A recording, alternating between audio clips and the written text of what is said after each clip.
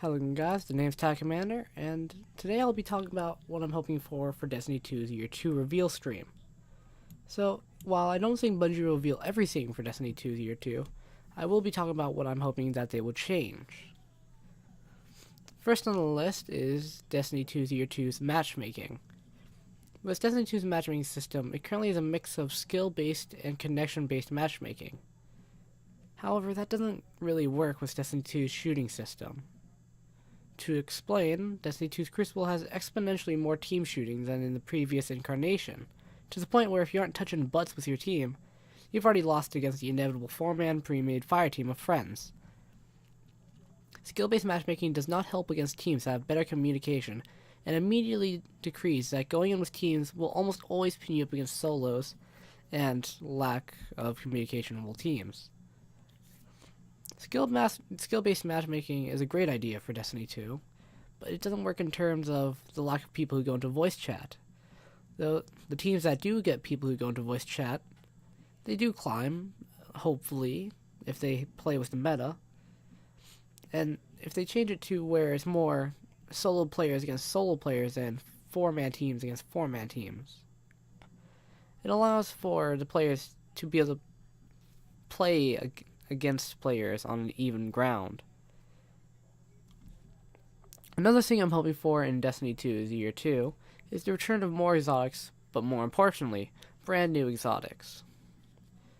Since there are more exotics returning from Destiny 1 rather than new ones being made in Destiny 2 currently, the point should more lay in the matter of brand new exotics being made.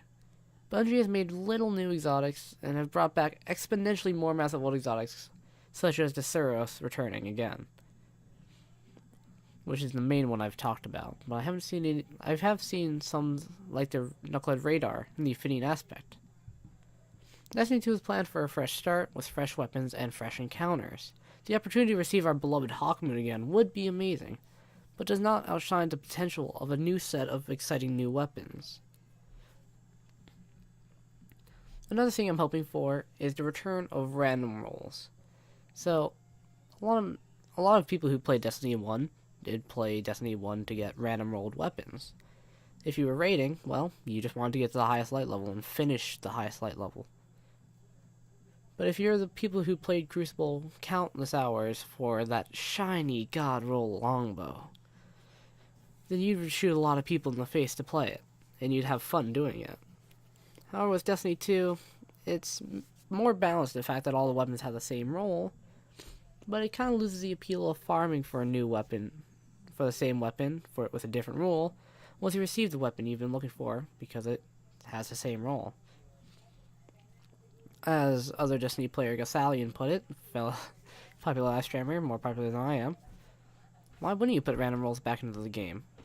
They worked so well, they had an appeal that had Guardians looking for it. They had them keep playing to look for that weapon. If Bungie has a question of it not being balanced, with god rolls being better than the other kind of incarnations for the weapon, why not just ban a rerollable weapon if it's rerollable?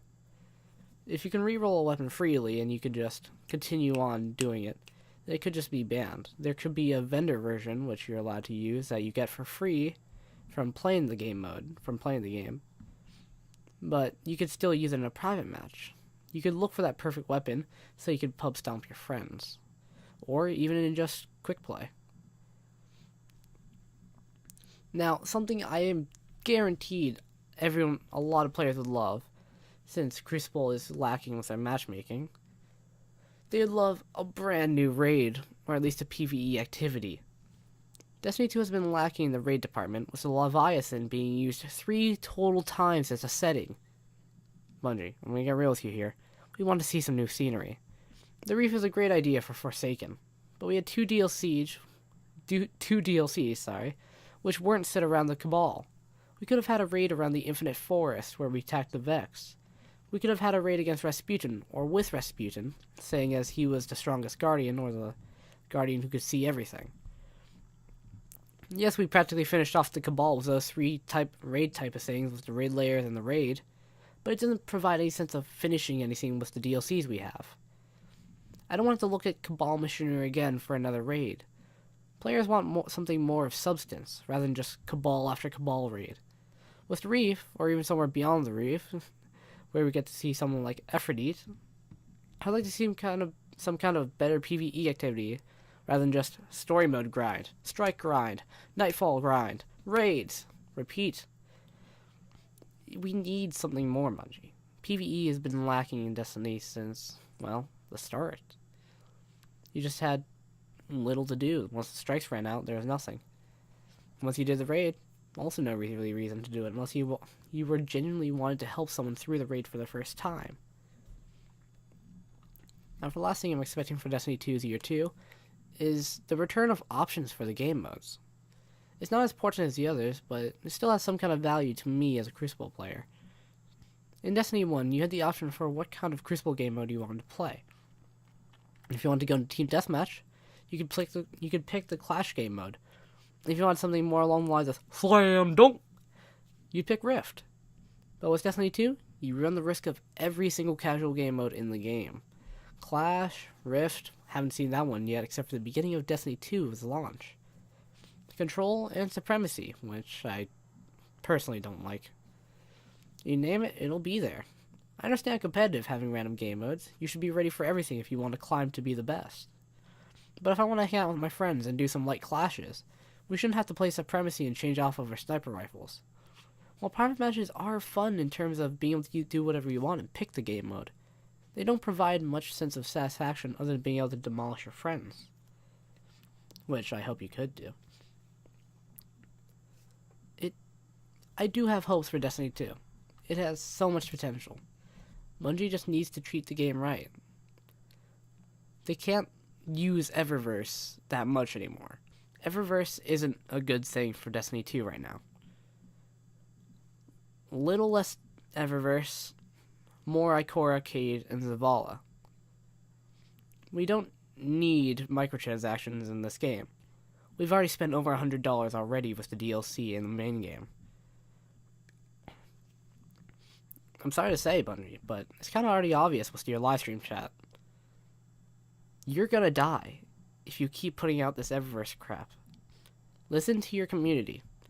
Listen to everyone around you. We want this game to succeed. The players do. But it's not gonna succeed if you put in more stuff like the Iron Banner emote. We want gameplay, not aesthetics here. So, that was all for my thoughts on Destiny 2's Year 2 and what I'm hoping for. Later on, after the live stream is up, I will be making a video analyzing what I saw in the live stream.